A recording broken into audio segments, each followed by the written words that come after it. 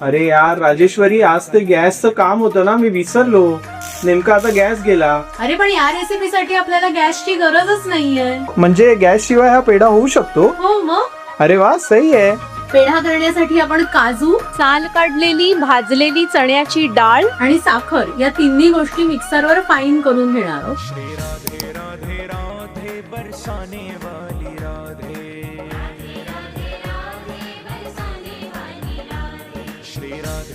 हे उकळून थंड केलेलं दूध आहे, जे आपल्याकडे फ्रीज मध्ये नेहमीच असतं. सो या रेसिपीसाठी आपण गॅस नाही वापरलेला.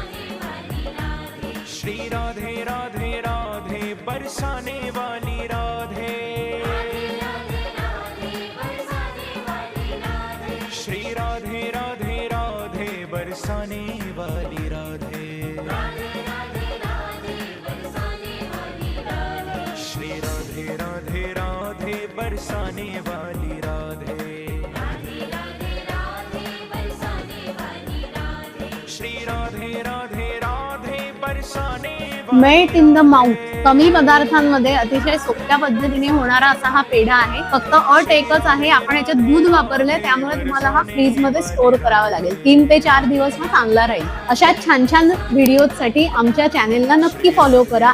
नारायण.